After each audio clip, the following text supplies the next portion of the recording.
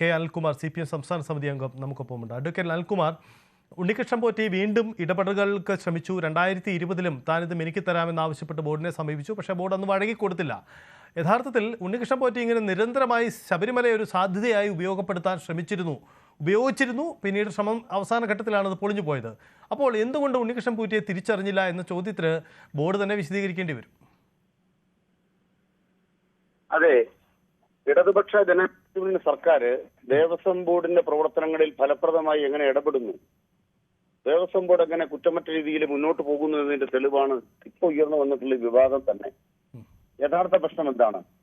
യഥാർത്ഥ പ്രശ്നം ശബരിമലയിൽ ഈ വർഷം ദ്വാരപാലക ശില്പങ്ങൾ അവിടുന്ന് പുറത്തേക്ക് കൊണ്ടുപോയി അത് നവീകരിക്കാൻ വേണ്ടി സംസ്ഥാന ദേവസ്വം ബോർഡ് തീരുമാനമെടുത്തപ്പോൾ ആ കൂടെ തിരുവാഭരണ കമ്മീഷൻ ഉണ്ടായി, ദേവസ്വം കമ്മീഷൻ ഉണ്ടായി, ദേവസ്വം ഉദ്യോഗസ്ഥരുണ്ടായി. പോറ്റിയുടെ കയ്യിൽ കൊടുത്തു വിട്ടിട്ടില്ല. എന്തുകൊണ്ട് കൊടുത്തു വിട്ടിട്ടില്ല? ഈ വിവാദങ്ങൾ ഉണ്ടായതിന്റെ ഭാഗമായിട്ടല്ല അങ്ങനെ കൊടുത്തു വിടാതിരുന്നത്.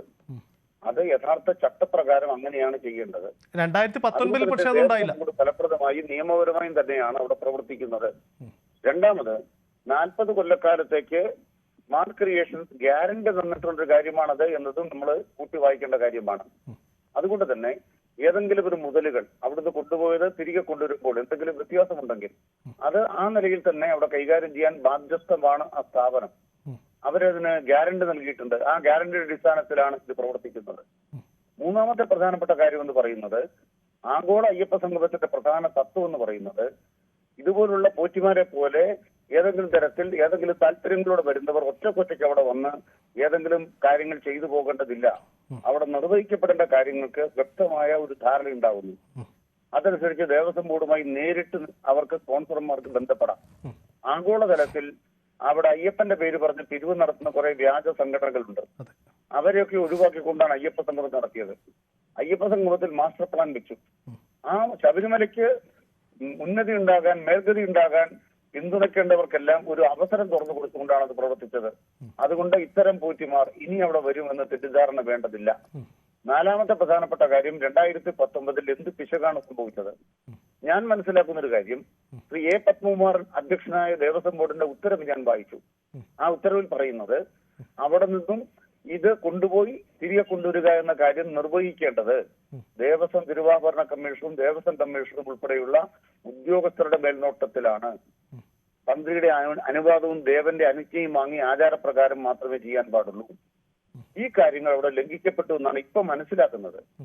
അത് ഈ പോറ്റിയുടെ കയ്യിൽ കൊടുത്തുവിടാൻ ദേവസ്വം കമ്മീഷണർക്ക് അല്ലെങ്കിൽ അവിടുത്തെ തിരുവാഭരണ കമ്മീഷണർക്ക് അധികാരമുണ്ടായിരുന്നില്ല.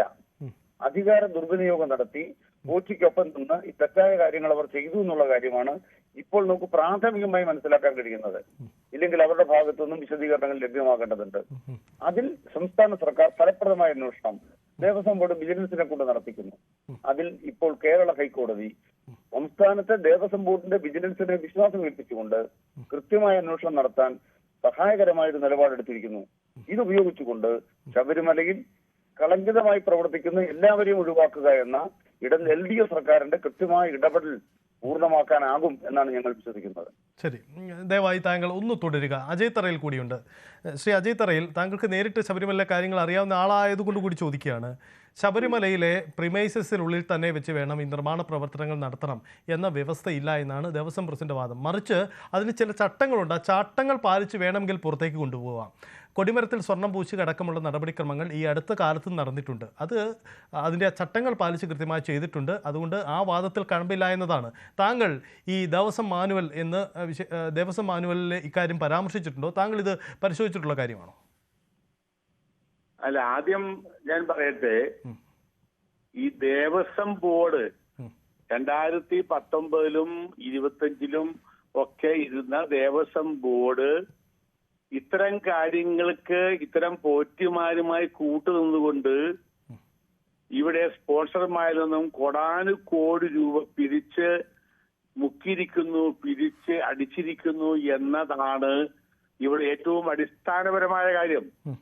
അപ്പൊ അതിനെ കുറിച്ചൊരു അന്വേഷണമാണ് ആവശ്യം. അല്ലാതെ ഈ പോറ്റിയുടെ നിലയിൽ മാത്രമല്ല ഇപ്പോൾ കിട്ടിരിക്കുക, പോറ്റിയുടെ നിലയിൽ മാത്രമല്ല, ഈ പോറ്റിമാരെ സൃഷ്ടിച്ചവരുണ്ട്.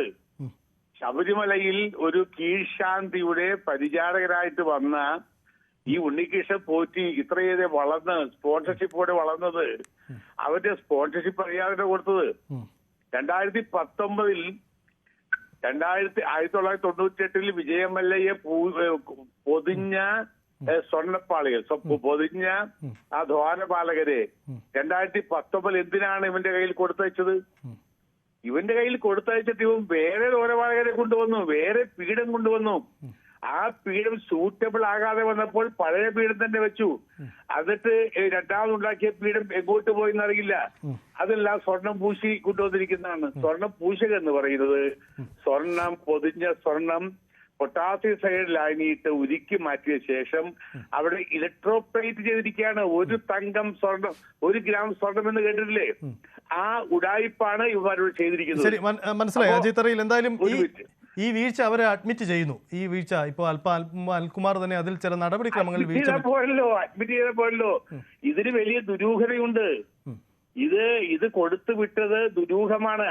ക്ഷേത്ര പരിസരത്ത് നിന്നും ഇത് കൊണ്ടുപോകാൻ പാടില്ല. ഇത് രാവിലെ 9 മണിക്ക് ഇത് എടുത്ത് ഒരു കാലിബ്രേറ്റ് ചെയ്ത വെയിങ് മെഷീൻ തൂക്കി അതിനുശേഷം സ്വർണം പൂശി വൈകിട്ട് 6 മണിക്ക് തീർന്നില്ലെങ്കിൽ വീണ്ടും അത് തൂക്കി അത് മഹസർ എഴുതി സ്റ്റോർ റൂമിൽ വെച്ച് പിറ്റേ ദിവസം എടുക്കണമെന്നാണ് ദേവസ്വം മാനുവലിലുള്ളത്. അതിന് പകരം നീ കൊണ്ടുപോയിക്കോ എന്ന് പറഞ്ഞ അവൻ കൊണ്ടുപോയി. അവൻ കർണാടകയിലും തമിഴ്നാടിലും എല്ലാ ആളുകളെയും പോയി നടന്ന ഇത് പൂശാൻ, ഇതിനെ പൂശാൻ ഉണ്ടെന്ന് ചോദിക്കുന്ന പോലെ ഈ സ്വർണം പൂശാൻ ഇതാ ആളുകൾ ക്ഷണിക്കുന്നു. 100 കണക്കിന് ആളുകളിൽ നിന്നും സ്പോൺസർമാരിൽ നിന്നും പണം വാങ്ങി. ആ പണം എന്ത് ചെയ്തു? അവൻ ഒറ്റക്കാണ് അടിച്ചത്. അപ്പൊ അവന്റെ കയ്യിൽ ഇത് കൊടുത്തുവിട്ട ആളുകൾക്ക് ഉത്തരവാദിത്വമുണ്ട്. ഇപ്പോൾ മന്ത്രിയും പ്രസിഡന്റും ഒക്കെ വലിയ ഹരിചന്ദ്രന്മാർ നിന്നുകൊണ്ട് ഉണ്ണികൃഷ്ണൻ പോറ്റിയുടെ തലയിൽ മാത്രം കെട്ടിവെക്കാൻ ശ്രമിക്കുന്നു. ഉണ്ണികൃഷ്ണൻ പോറ്റിയുടെ പങ്കുകാരായ ഇവരാണ് ഈ ഉത്തരവാദി എന്ന കാര്യം യാതൊരു തർക്കവും വേണ്ട. ആ കാര്യത്തെ കുറിച്ച് ഒരു ക്രൈം രജിസ്റ്റർ ചെയ്ത് അന്വേഷിക്കുക. അതാണ് ഞങ്ങൾ ആവശ്യപ്പെടുന്ന കാര്യം. നിസ്സാരമായി ഞങ്ങൾ വിട്ടുകളയും എന്ന് ആരും ധരിക്കണ്ട. ഇത് വലിയ സമരം ആരംഭിക്കാൻ പോവുകയാണ്. തീർച്ചയായിട്ടും. അല്ല, ഞാൻ അതെന്തായാലും അന്വേഷണം ആ കാര്യത്തിൽ നടക്കുകയാണല്ലോ. ഞാൻ ഒരു ക്ലാരിറ്റിക്ക് വേണ്ടി ഒരു കാര്യം ചോദിച്ചതാണ്. അതായത് ദേവസ്വം പ്രിമൈസസിൽ നിന്നും പുറത്തേക്ക് കൊണ്ടുപോകുന്നതിന് വ്യവസ്ഥകളുണ്ട് എന്നതാണ് ദേവസ്വത്തിന്റെ വാദം. ഇപ്പോൾ അതിൽ ചില ചട്ടങ്ങളുണ്ട്, അത് പാലിക്കണമെന്നാണ്. അങ്ങനെ തന്നെയാണോ സാഹചര്യം? അല്ല, പുറത്തേക്ക് കൊണ്ടുപോകാൻ പാടില്ല. ചട്ടങ്ങൾ പുറത്തേക്ക് കൊണ്ടുപോകാൻ പാടില്ല.